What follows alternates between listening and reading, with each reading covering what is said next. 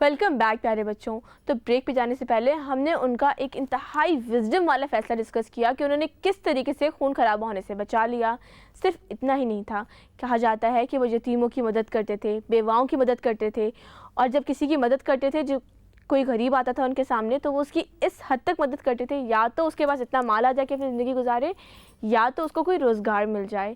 سب کے سہارا بنتے تھے, اپنے رشتہ داروں کے ساتھ صلہ رحمی کرتے تھے. اور ان کی رشتہ داروں کے ساتھ صلہ رحمی کی سب سے بڑی مثال یہ ہے, آپ کو پتہ ہے صلہ رحمی کس کو کہتے ہیں؟ صلہ رحمی اس کو کہتے ہیں کہ جب آپ اپنے رشتہ داروں کے ساتھ, جو آپ کے بلڈ ریلیٹیوز ہیں, اچھا سلوک کریں. تو نبی اکرم نے پتہ ہے کیا کیا؟ نبی اکرم صلی اللہ علیہ وسلم نے اپنے چاچا ابو طالب کے بیٹے حضرت علی کو اڈاپٹ کیا, کیونکہ وہ اتنے رچ نہیں تھے, ان کی بہت ساری اولادیں تھیں, تو انہوں نے ان کو اڈاپٹ کیا اور ان کی پرورش کی. اور صرف اتنا ہی نہیں, انہوں نے ایک اور انسان کو بھی اڈاپٹ کیا تھا. کسی اور بچے کا نام یاد ہے آپ لوگوں کو؟ اس بچے کا نام تھا زید بن حارثہ. زید بن حارثہ ایک بہت اچھی فیملی سے بلانگ کرتے تھے. وہ کہیں جا رہے تھے تو راستے میں انہیں پکڑ لیا گیا اور پکڑ کر لا کر بازار میں بیچ دیا گیا. جب انہیں بیچا گیا تو حضرت ختیجہ کے کسی ریلیٹیو نے ان کو خریدا وہاں سے, اور خریدنے کے بعد اپنی پھپھی کو گفٹ کر دیا. جب انہوں نے ان کو گفٹ کیا تو پتہ ہے انہوں نے آگے سے اس کو کس کو گفٹ کیا؟ نبی اکرم صلی اللہ علیہ وسلم کو گفٹ کیا. جب انہوں نے فردر ان کو آگے سے انہیں گفٹ کیا تو پتہ کیا ہوا؟ انہوں نے ان سے اتنی محبت کی, ان کا اتنا خیال رکھا کہ جب ان کے اپنے والد اور چاچا ان کو ڈھونڈتے واپس چلنے کے لیے آئے اور انہوں نے کہا کہ زید ہمارے ساتھ واپس چلو, تو انہوں نے جانے سے انکار کر دیا. کہا جاتا ہے کہ نبی اکرم صلی اللہ علیہ وسلم نے یہ ڈیسیجن ان کے اوپر چھوڑا تھا کہ آپ ان سے پوچھیں, اگر یہ جانا چاہتے ہیں تو یہ جا سکتے ہیں, اور اگر رکنا چاہتے ہیں تو یہ رک سکتے ہیں. لیٹس سی, آج ہم اپنے سیناریو میں دیکھتے ہیں, کیا ہم اپنے میٹس کے ساتھ اتنا پیار کرتے ہیں کہ اپنے پیرنٹس کے ساتھ جانے سے انکار کر دیں؟ کیا ہم اپنے سرونٹس کے ساتھ اتنا پیار کرتے ہیں کہ وہ اپنے پیرنٹس کے ساتھ جانے سے انکار کر دیں اور ہمارے ساتھ رہنے کا اصرار کریں؟ ہم کیسے ٹریٹ کرتے ہیں ان کو؟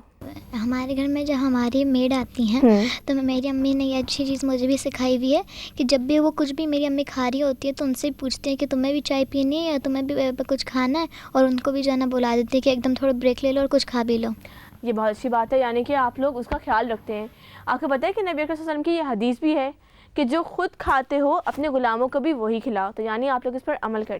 تو نہ صرف وہ اپنے سرونٹس کا اتنا خیال رکھتے تھے, اپنے رشتہ داروں کے ساتھ حق ادا کرتے تھے. انہوں نے حضرت علی کو اڈاپٹ کیا تاکہ ان کے چاچا کا بوجھ ہلکا ہو جائے. انہوں نے اپنے سرونٹ کو اتنے پیار سے رکھا.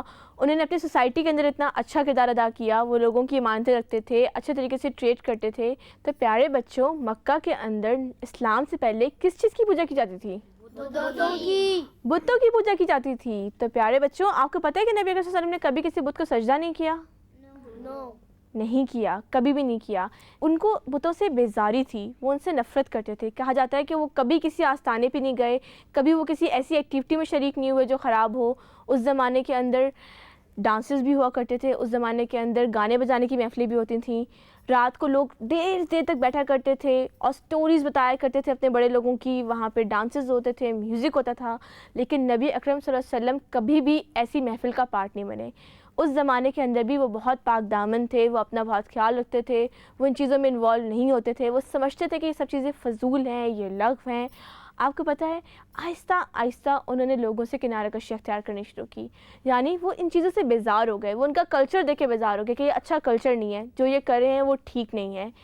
کہا جاتا ہے کہ اس کے بعد انہوں نے غار حرا میں بہت ٹائم بتانا شروع کر دیا. وہ وہاں جانے لگے, اکیلا وقت گزارنے لگے, اللہ کی عبادت کرنے لگے.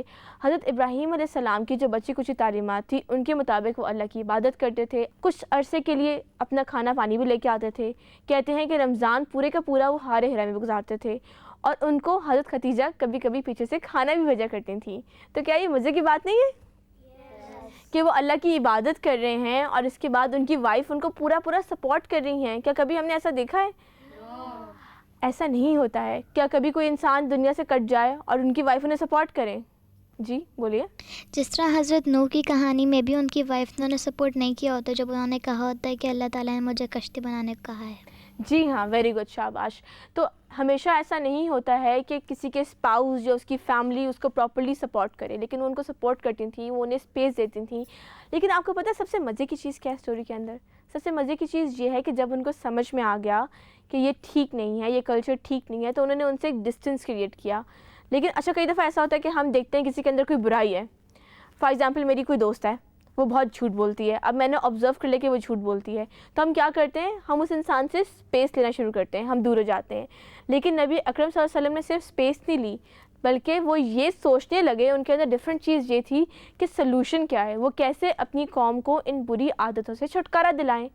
وہ سلوشن کی طرف جانے والے انسان تھے. ہم لوگ کیا کرتے ہیں, اگر ہمیں کسی کے اندر کوئی بری عادت نظر آتی ہے تو ہم اس سے ڈسٹینس کر لیتے ہیں, ہم کہتے ہیں میں اس سے بات نہیں کروں گی, یہ بہت جھوٹ بولتی ہے, میں اس سے بات نہیں کروں گی, یہ بہت پرابلمٹک ہے, میں اس سے بات نہیں کروں گی, یہ بات پہ جھگڑا کرتی ہے. ایسا ہوتا ہے نا کہ مجھے اس سے I don't want to deal with this person, ایسا ہی ہوتا ہے نا کہ ہمیں ڈیل ہی نہیں کرنا ہے.